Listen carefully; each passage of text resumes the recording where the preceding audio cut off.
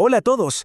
Hoy nos vamos a meter en un tema teológico que es de verdad fascinante. Vamos a analizar la idea de que lidiar con el pecado no es un evento único, sino un proceso que tiene dos etapas muy claras, una expiación parcial y una expiación plena. Así que acompáñenme, que vamos a desarmar este concepto pieza por pieza.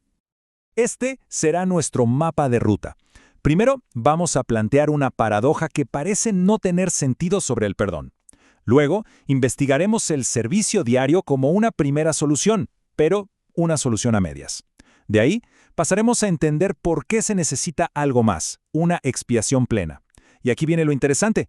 Descubriremos que el obstáculo principal es el pecado que ni siquiera vemos en nosotros. Y todo esto nos llevará al gran final, el día de la expiación, donde todas las piezas encajan. Bueno, arranquemos por el principio, ¿no? Por la pregunta que lo cambia todo. Hay una especie de paradoja, una contradicción aparente que es la base de toda esta estructura. Entenderla es la clave de todo. Y aquí está el gran misterio con el que vamos a trabajar.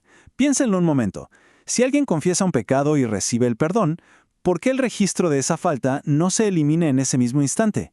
¿Qué lógica tiene guardar un archivo de algo que en teoría ya fue perdonado? Esta tensión entre el perdón otorgado y el registro que permanece es justo lo que vamos a resolver hoy. La primera pista para resolver este acertijo la encontramos en un ritual constante, conocido como el servicio diario. Este nos da una parte de la respuesta, aunque, como veremos, es una solución incompleta. Entonces, ¿qué era este servicio diario? Bueno, imagínenselo como el día a día de la fe en el antiguo santuario.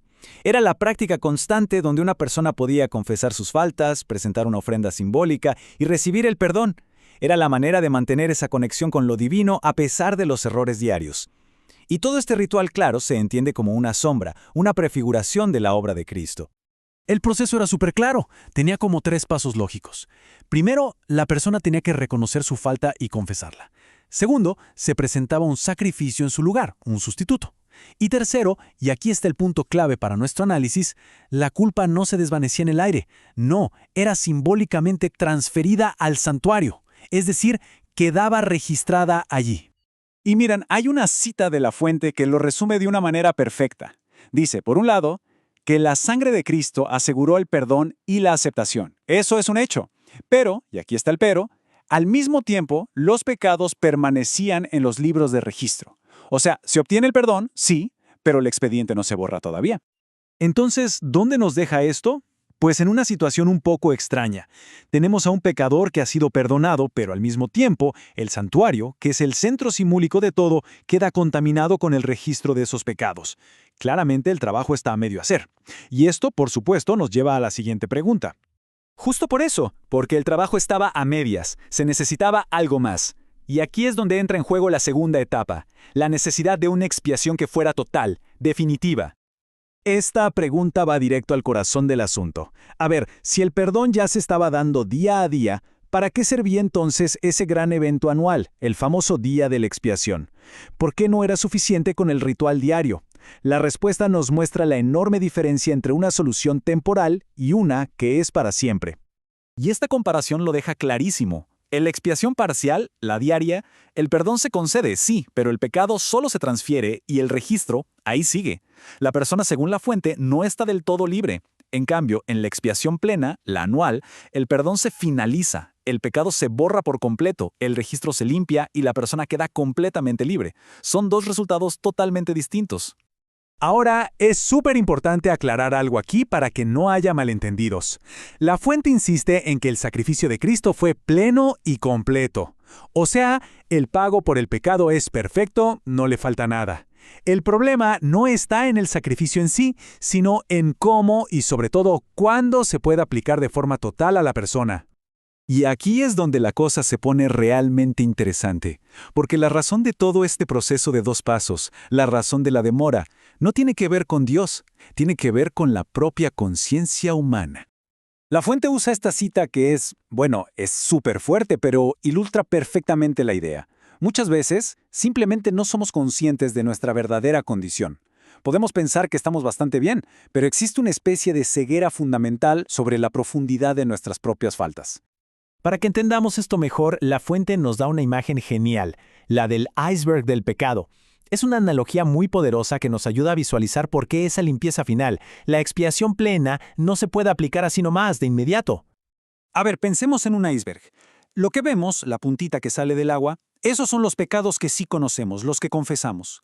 Pero la inmensa masa de hielo, lo que está bajo la superficie y no vemos, eso es la mayor parte de nuestra culpa. Ahí están las faltas secretas que cometemos sin darnos cuenta, los pecados de omisión, o sea, todo lo bueno que no hicimos, los defectos de carácter que ni reconocemos, el efecto negativo que nuestras acciones tienen en otros sin que lo sepamos, e incluso, algo muy profundo que menciona la fuente, los pecados que cometeríamos si las circunstancias fueran otras. Y aquí está la regla de oro de todo este sistema.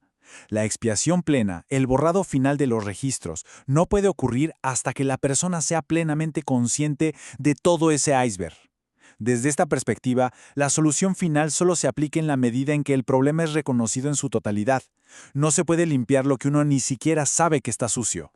Y todo esto nos lleva, lógicamente, al gran final de la historia, al evento culminante donde esa conciencia plena por fin se encuentra con la expiación plena.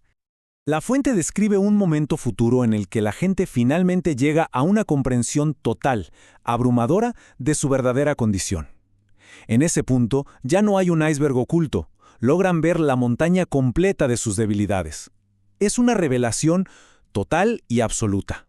Y esa conciencia plena es lo que activa la secuencia final. Es como un dominó. Primero la conciencia total. Segundo, en respuesta a eso, Cristo aplica su expiación final para limpiar por completo a esas personas. Tercero, ahora sí, los registros son borrados para siempre. Y cuarto, se escucha la declaración final, hecho está. El proceso terminó. Y a todo este acto final se le llama el borrado del pecado. Y es un término clave. No se trata solo de perdonar, sino de erradicar por completo el registro, dejando tanto al creyente como al sistema celestial simbólico completamente limpios, como si el pecado jamás hubiera ocurrido. Al final, ¿qué tenemos? Una libertad absoluta. La fuente incluso llega a decir que el creyente no tendrá memoria de ningún pecado en particular. Y así, la paradoja del principio, ¿se acuerdan? El pecado perdonado, pero todavía en los registros, queda completamente resuelta. El registro simplemente ya no existe.